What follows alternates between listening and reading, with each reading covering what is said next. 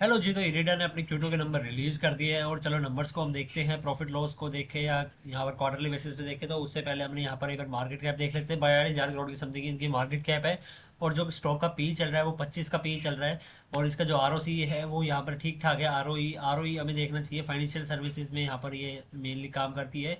तो यहाँ पर आरओई 10 से ऊपर है तो मतलब कि अच्छी बात है इसके अंदर में। और यहाँ पर डेप्ट टू इक्विटी 5.5 मतलब कि 5.5 गुना है अपने यहाँ अपनी मार्केट कैप के हिसाब से। तो यहाँ पर वो भी सही है, ये मतलब कि लोन वगैरह देती है।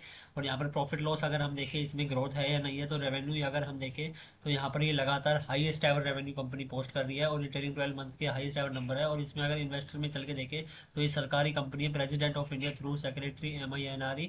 तो यहाँ पर एक सरकारी कंपनी है। और उसके बाद में यहाँ पर प्रॉफिट लेस देखें तो यहाँ पर लगातार कंपनी के पास में ऑर्डर्स आ रहे हैं, रेवेन्यू अच्छा खासा जनरेट कर रही है। उसके बाद में नेट प्रॉफिट देखें तो company highest ever net profit भी पोस्ट कर रही है। 1723 करोड़ का ट्रेलिंग 12 मंथ का नेट प्रॉफिट है और 1699 करोड़ का यहाँ पर जो है वो FY25 का यहाँ पर नेट प्रॉफिट है। और यहाँ पर अगर हम बैलेंस शीट में देखें तो कंपनी की बोरोइंग अच्छी खासी बढ़नी चाहिए और जो कि बढ़ रही है। और जो इक्विटी कैपिटल है उसके में अंदर अच्छी खासी ग्रोथ है। और CWI भी ठीक है, एसेट भी कंपनी के सेम बने हुए हैं। और अगर हम यहाँ पर देखें अदर एसेट भी कैश फ्लो देखें तो यहाँ पर एक पॉइंट नेगेटिव है इरिडे के अंदर में। यहाँ पर जितने भी कैश फ्लो आ रहे हैं वो नेगेटिव है। तो मेरे हिसाब से इस कंपनी को आपको अवॉइड करना चाहिए, बिकॉज कैश फ्लो पॉजिटिव आने की जगह पैसे उल्टे जा हो रहे हैं। ठीक है। उसके बाद में इन्वेस्टर्स तो हमने देख ही लिए थे। अब यहाँ पर नंबर देखते हैं, यहाँ पर ये पर परसेंटेज वाइज पे।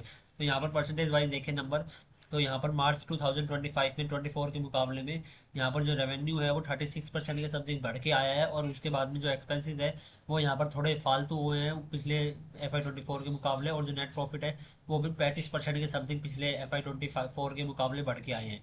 तो यहाँ पर मतलब ये नेट प्रॉफिट और रेवेन्यू में अच्छी खासी ग्रोथ है। उसके बाद में यहाँ पर क्वार्टरली प्रॉफिट लॉस देखे तो यहाँ पर जून क्वार्टर को यहाँ पर सितंबर क्वार्टर के यहाँ पर कंपेयर करें तो यहाँ पर 5.5% के समथिंग रेवेन्यू बढ़ गया है जून क्वार्टर के मुकाबले में। और जो नेट प्रॉफिट है वो यहाँ पर जून क्वार्टर के मुकाबले डबल के समथिंग यहाँ पर बढ़ के आया है। जो जून क्वार्टर में यहाँ पर रेवेन्यू अगर हम देखें तो जो नेट प्रॉफिट था 247 करोड़ का, वो यहाँ पर अब 549 करोड़ का नेट प्रॉफिट आया है। तो यहाँ पर ये अच्छी खासी यहाँ पर नेट प्रॉफिट में वृद्धि हुई है। बट मेरे हिसाब से इस कंपनी को अवॉइड क्यों करना चाहिए, क्योंकि यहाँ पर बुक्स में पैसा आने की जगह पर चला और जा रहा है। तो ये एक नेगेटिव पॉइंट है।